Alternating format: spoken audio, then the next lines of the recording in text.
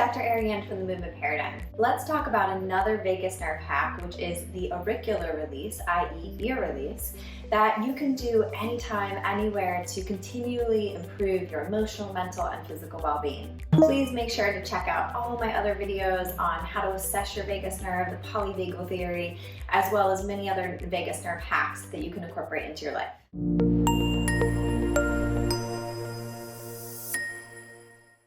The fascinating thing about the auricular release is the external ear is one of the only places in the body that the vagus nerve is sending this peripheral branch to. In fact, the auricular branch surfaces as the afferent auricular vagus nerve, which means that the information is coming from the periphery to the brain. So thereby, if we are stimulating the ear from the periphery, it is signaling back to our nervous system to create this sense of calm. So now let's talk a little bit about the anatomy. So as the vagus nerve exits the medulla oblongata in the brainstem, it is going to come forward anteriorly and then come down into the jugular foramen.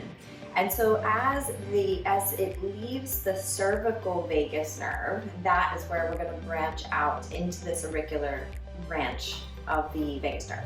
It also connects to the facial nerve, so that can promote relaxation of the facial muscles as well. It is also referred to as either the Alderman's nerve or the Arnold's nerve.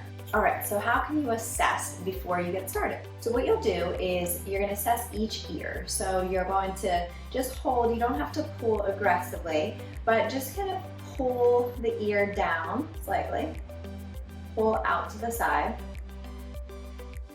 pull up on a diagonal.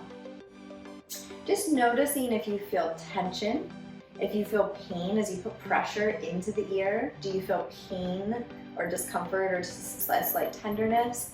And then compare that to the other side. Frequently you'll find that one ear feels totally different than the other. So this ear for me is a little sore.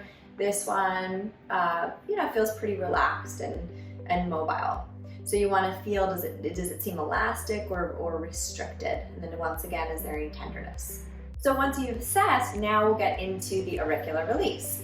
So the first thing that you'll do is place your finger inside, right under this ridge here, inside of your ear.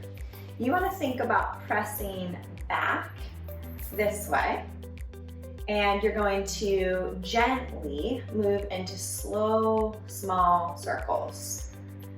So just nice and easy. There shouldn't be any pain or discomfort. Again, it might feel a little different side to side, but just nice and easy.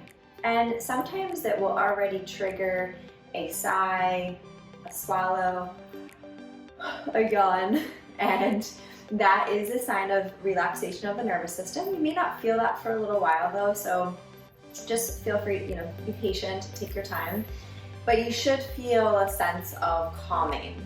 And the second technique, after you do that, you would come down almost as if you're going to go into the eardrum here. So you're going to come on this bottom side here. Same idea, moving back towards the back of your head, and then just slowly doing the same type of circles in reverse directions. So this could be done from 1 minute, 2 minutes, really as long as you feel like it's helping and it's comfortable. Beautiful.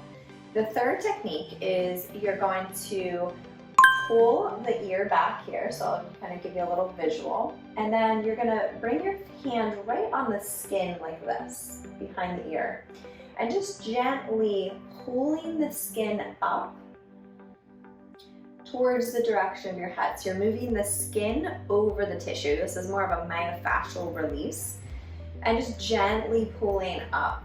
And you want to do this until you feel a little release. So it could feel like your hand feels a little more elastic, it's able to move easier, or you feel again that kind of triggered a relaxation response, and you can hold that for a period of time.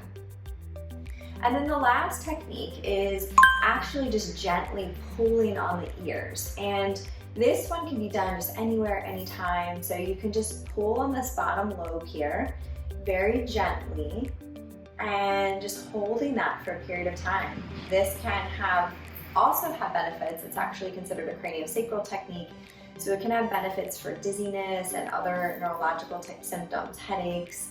So it can be really, really powerful for many different reasons, not just stimulating the vagus nerve.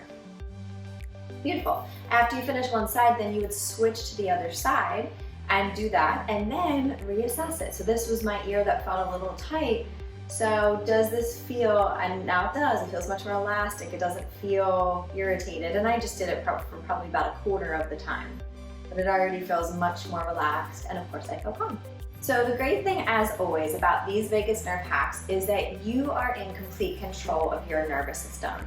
You can incorporate these things that take seconds to minutes in your day, throughout your day, to really bring you back to that state of rest and digest, that state of social engagement where you are joyful, mindful, grounded, compassionate. And the more that you can do these things, the better quality of life you will have.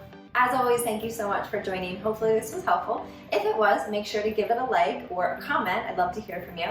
And make sure to share it with your friends and family or anybody who needs a little stress reduction or management in their lives. And as always, make sure you subscribe to our YouTube channel, The Movement Paradigm, and stay tuned for new content on mindset, nutrition, and movement if you hit that little alert button. All right, bye until next time.